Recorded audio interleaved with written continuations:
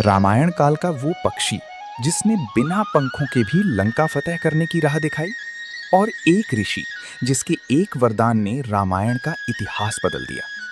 नमस्कार, स्वागत है आपका आपके पसंदीदा चैनल कथाएं और कहानियों में। यहाँ हम आपके लिए लेकर आते हैं हमारी परंपराओं, पौराणिक गाथाओं और इतिहास के पन्नों से चुनी हुई वो कहानियाँ जो न सिर्फ रोमांचक हैं बल्कि हमें जीवन की बड़ी सीख भी देती हैं। तो चलिए आज की इस अद्भुत यात्रा को शुरू करते हैं। विंध्याचल पर्वत की सूनी चोटियों पर एक विशालकाय पक्षी बेजान सा पड़ा था। ये संपाति था, जिसके शरीर पर न पंख थे और न ही आंखों में जीने की कोई चाह। कभी आकाश की ऊंचाइयों को नापने वाला ये पक्षी आज धूल में पड़ा अपनी नियति को कोस रहा था। वर्षों पहले जब वो और उसका छोटा भाई जटायु सूर्य को छूने की होड़ में उड़े थे, तब जटायु सूर्य के बहुत नजदीक पहुंच गया और वो जलने लगा। जटायु को सूर्य की प्रचंड ज्वाला से बचाने के लिए संपाति ने अपने पंख फैला दिए थे। भाई का प्रेम जीत गया। जटायु तो बच गया, लेकिन संपाति के पंख जलकर राख हो गए और वो बेदम होकर विंध्याचल की पहाड़ियों पर आ गिरा। मरणासन अवस्था में पड़ी संपाति को तब सहारा मिला ऋषि चंद्रमा का। ऋषि चंद्रमा, जो अत्रि और अनुसूया के कुल के दिव्य तपस्वी थे, उन्होंने अपनी करुणा भरी दृष्टि से संपाति की पीड़ा को समझा। ऋषि ने उसे बताया कि ये केवल एक दुर्घटना नहीं बल्कि विधाता की एक योजना है। ऋषि चंद्रमा ने उसे सांत्वना देते हुए कहा था, हे पक्षीराज, धीरज रखो। आने वाले समय में साक्षात नारायण राम के रूप में अवतार लेंगे। उनकी पत्नी माता सीता का अपहरण रावण करेगा और उनकी खोज में वानरों की एक टोली यहां आएगी।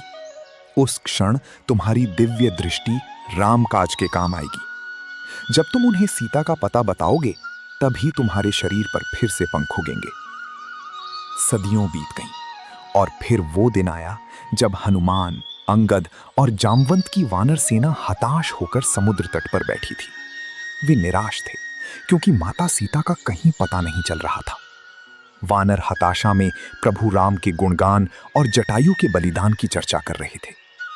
जटायु का नाम सुनते ही वृद्ध संपाति रेंगता हुआ बाहर आया और जटायु के बलिदान की बात सुनकर बहुत दुखी हुआ। उसने वानरों को बताया कि जटायु उसका छोटा भाई था। वर्षों का एकाकीपन और पंख विहीन होने की पीड़ा आज जटायु के बलिदान के सामने छोटी पड़ गई थी। उसने लंबी सांस ली और अपनी बूढ़ी धुंधली आंखों को मूंदकर अपनी दिव्य दृष्टि को जागृत किया। उसने अपने भीतर की उस शक्ति को झोंक दिया जो सदियों से सोई हुई थी।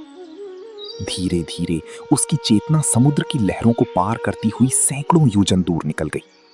उसे दिखाई दी एक नगरी, स्वर्णमयी लंका, और वहां एक वृक्ष के नीचे बैठी शोक में डूबी एक सौम्य प्रतिमा। संपाति का गला भर आया। उसने चीख कर वानरों से कहा कि हताश मत हो, मैंने देख लिया है। वो देखो, 100 योजन पार अशोक वाटिका में साक्षात जगदम्बा बैठी हैं।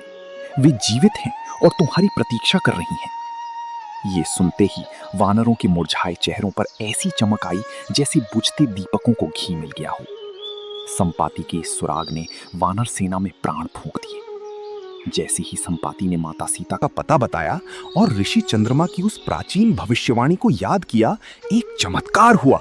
उसके झुलसे हुए कंधों से सुनहरे पंख फूटने लगे। वो फिर से वही बलवान पक्षी बन गया। ऋषि चंद्रमा के वचनों ने संपाति को न केवल नया जीवन दिया बल्कि प्रभु राम की विजय का मार्ग भी प्रशस्त कर दिया।